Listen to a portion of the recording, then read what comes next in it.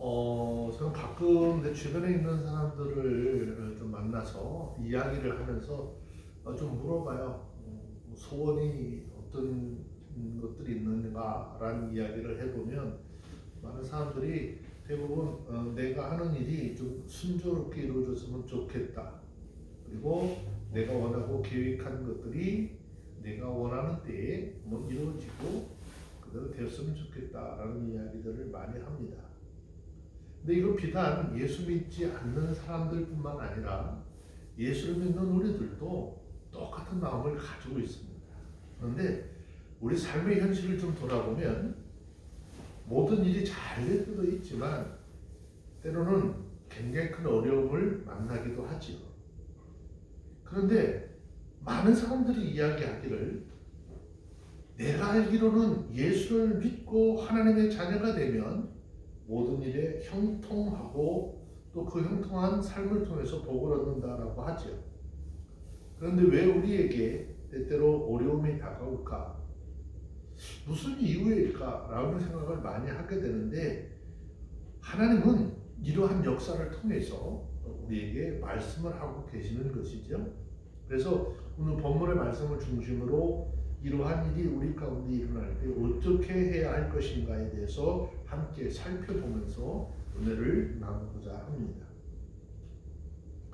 첫째, 하나님께서는 우리의 삶에 때로는 우리가 감당하지 못할, 계산하지 못한 일들을 당하게 하시는데 이것을 우리는 징계라고 하거든요.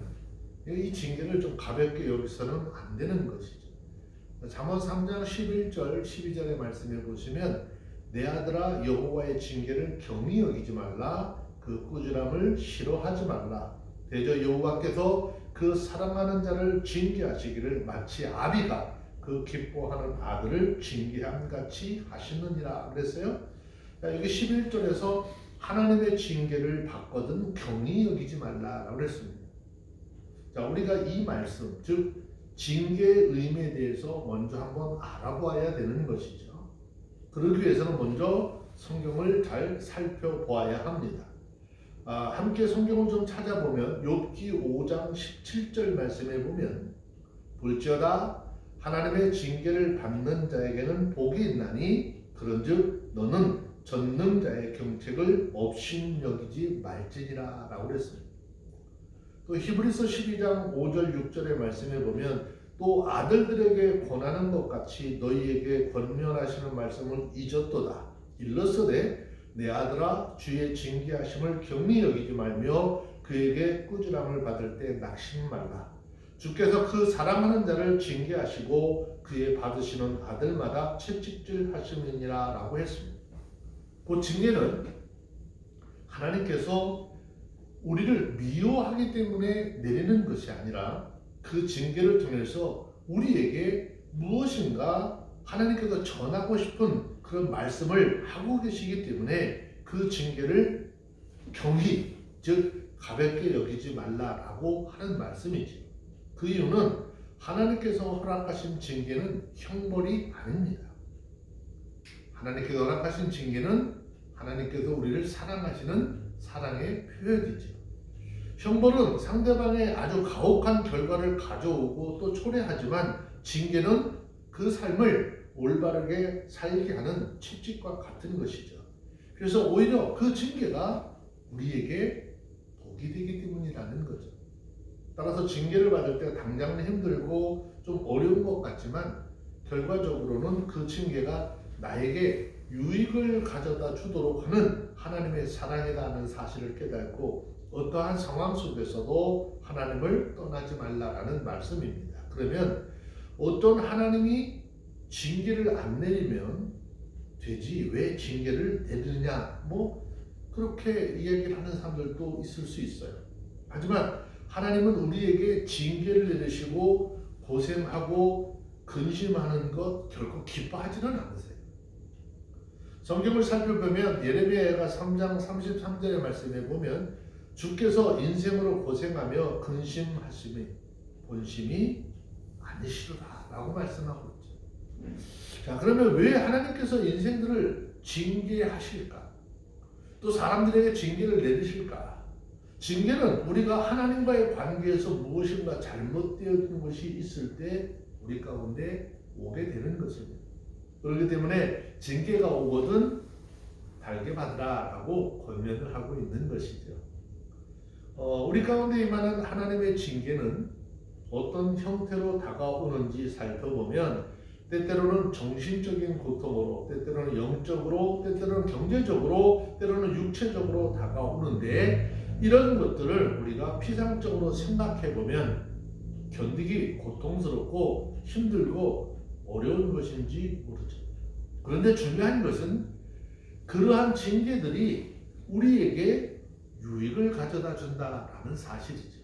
그래서 성경은 히브리서 12장 11절, 12절, 13절 말씀해 보시면 무릇 징계가 당신은 즐거워 보이지 않고 슬퍼 보이나 후에 그로 말미암아 연단한 자에게는 의의 평강한 열매를 맺나니 그러므로 피곤한 손과 연약한 무릎을 일으켜 세우고 너희의 발을 위하여 곧은 길로 만들어 저는 다리로 하여금 어그러지지 않고 고침을 받게 하라라고 그랬습니다. 하지만 그것보다 더 좋은 방법이 있어요. 징계를 받아서 우리의 삶이 고쳐지고 회복되어지는 역사도 있지만 그것보다 더 좋은 방법이 있어요. 그 방법이 뭘까요? 그 방법은 징계를 받지 않는 거예요. 그래서 우리들이 이 세상을 살아가는 동안에 하나님의 징계를 받지 않기를 원한다면 항상 하나님과의 관계를 올바르게 하고 있으면 징계받지 않게 되는 것이죠. 하지만 그럼에도 불구하고 우리 삶에 징계가 임했다면 그 징계하심의 본심은 우리에게 복을 주시기 위한 것이라는 사실을 깨닫고 오히려 감사함으로 받고 그 기회를 선용하여서 오히려 더 큰 복을 만드는 지혜로운 삶의 그런 사람들이 다 되어주시기를 주의 이름으로 축원합니다. 그래서 우리는 항상 하나님께로부터 오는 그 지혜를 얻도록 힘써야 하는 것이죠. 그래서 본문 잠언 3장 13절, 14절, 15절에서 말씀을 합니다. 지혜를 얻은 자와 명철을 얻은 자는 복이 있나니 이는 지혜를 얻은 것이 은을 얻은 것보다 낫고 그 이익이 정금보다 나음이니라.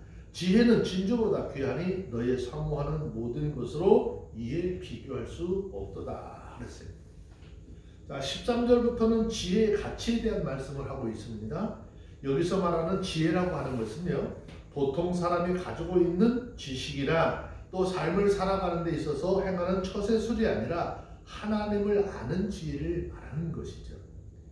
그 하나님을 아는 지혜로 하나님 앞에서 내가 어떤 존재이며 또 무엇을 삶의 목표로 삼아 살아가야 할지를 깨달아야 하는 것입니다. 트리나 폴러스라고 하는 사람이 쓴 책이 있는데 꽃들에게 희망이라는 책을 썼어요.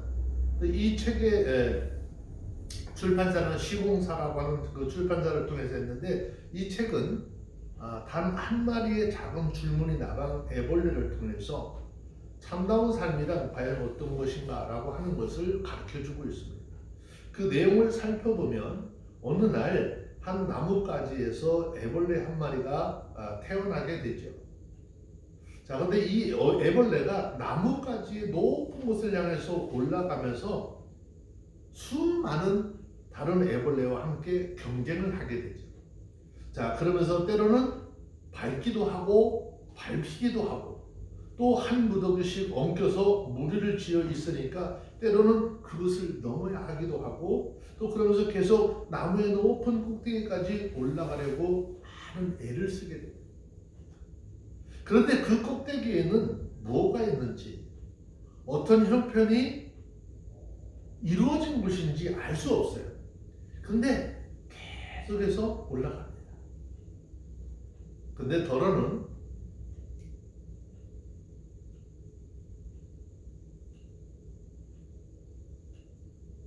먼저 올라갔던 애벌레들이 내려오는 것을 보죠. 자, 올라가는 애벌레들에게 말합니다. 올라가 봐야 아무것도 없다라고 이야기해요. 그런데 애벌레들은 밑에서부터 계속 올라가.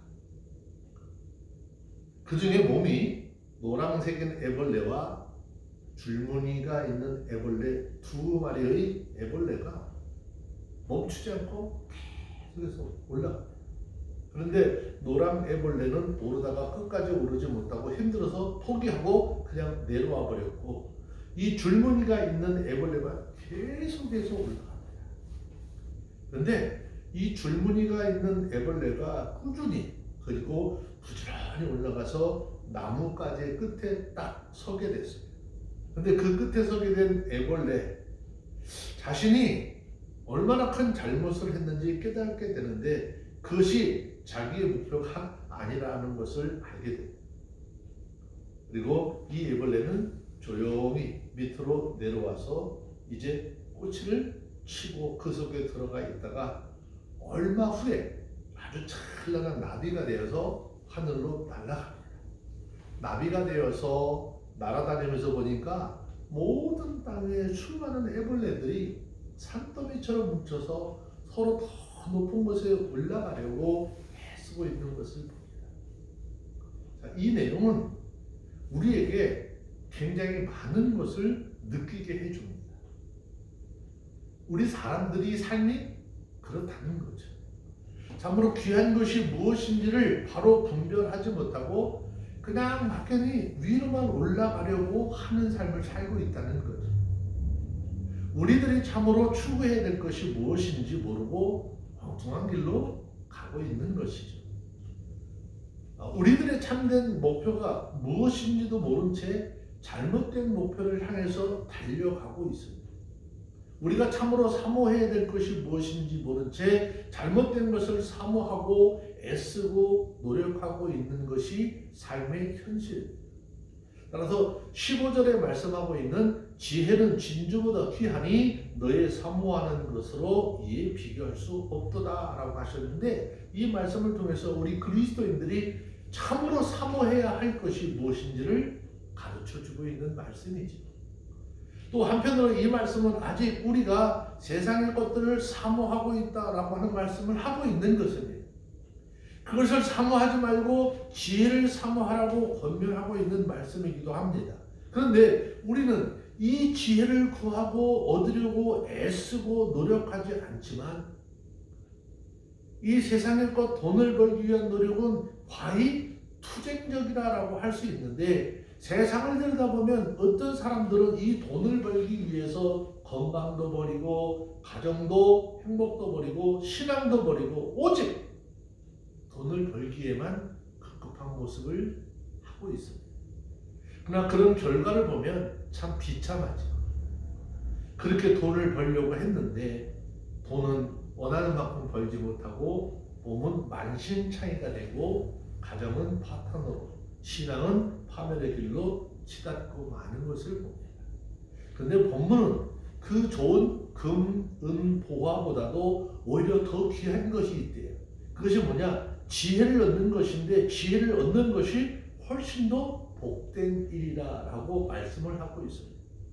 이 말은 하나님을 아는 지혜가 세상의 금, 은, 보화보다도 더 값지고 복된 것이기 때문이다라고 말씀하고 있습니다.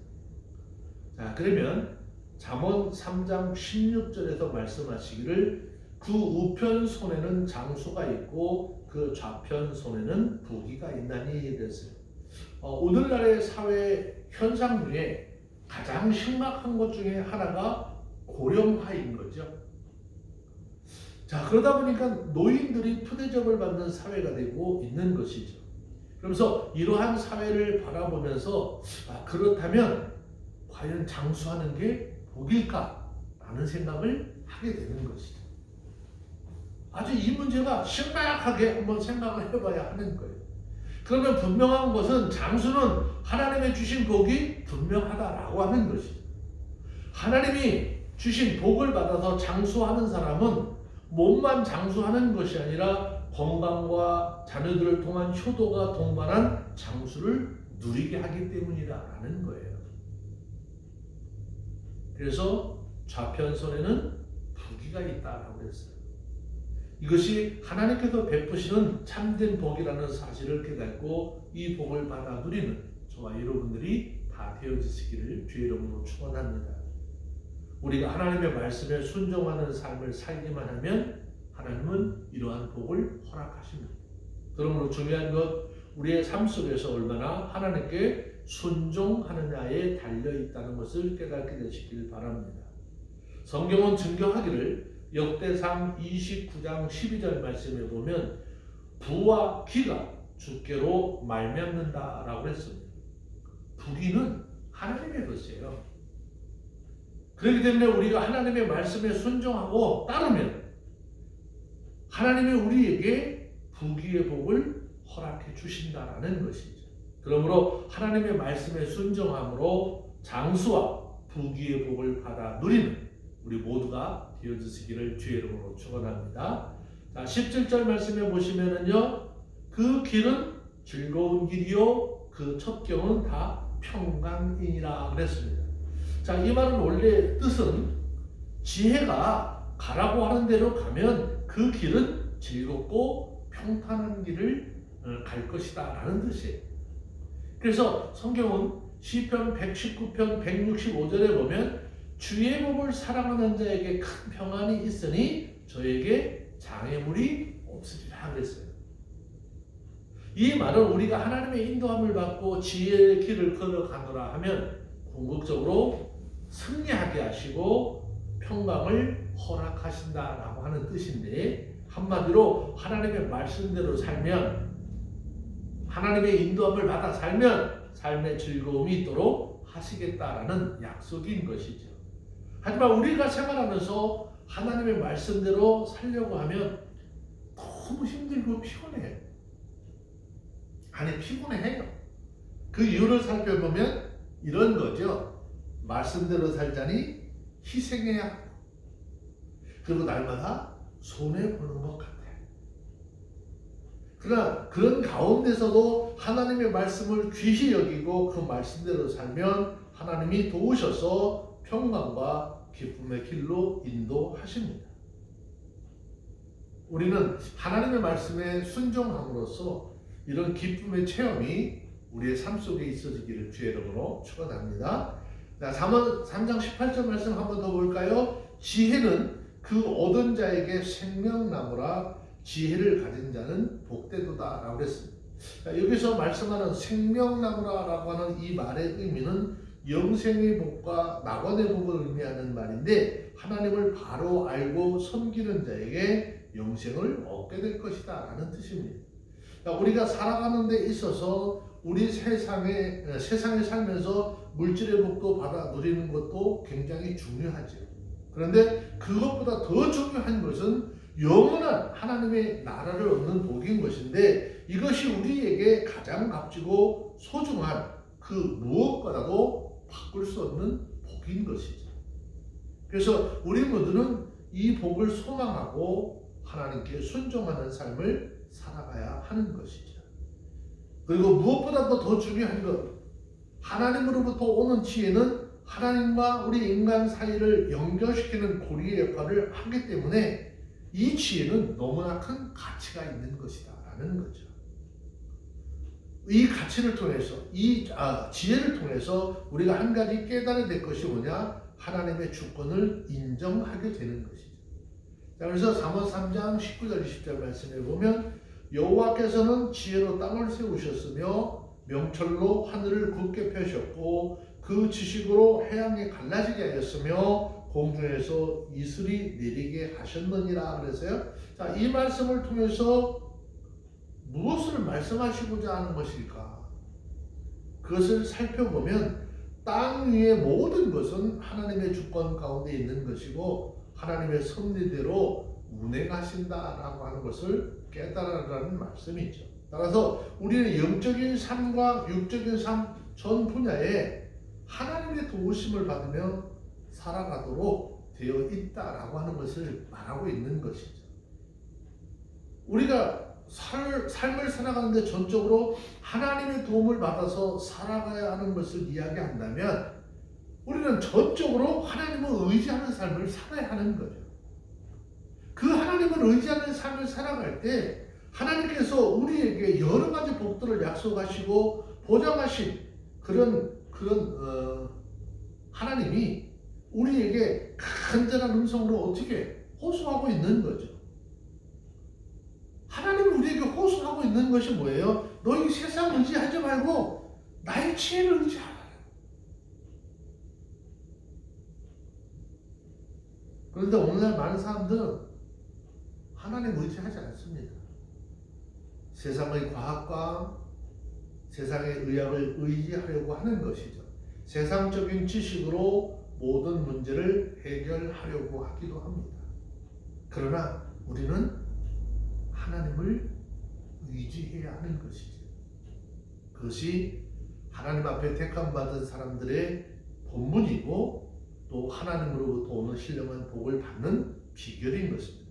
그러므로 우리 모두 하나님께서 이 세상에 그 무엇보다 값지고 귀한 지혜를 구하고 그 지혜를 의지하여 삶을 살아가는 저와 여러분들이 다 되어지시기를 주의 이름으로 축원합니다.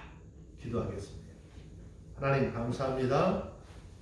세상에 정금보다 귀한 것이 하나님으로부터 오는 지혜인 것을 깨달아 알게 하시고 그 지혜로 충만하게 하여 주셔서 하나님께서 주시는 귀한 복락을 받아 누리는 거룩한 하나님의 사람들이 삶이 되게 하여 주시었기를 우리 생명의 능력 되신 예수 그리스도의 이름으로 기도합니다.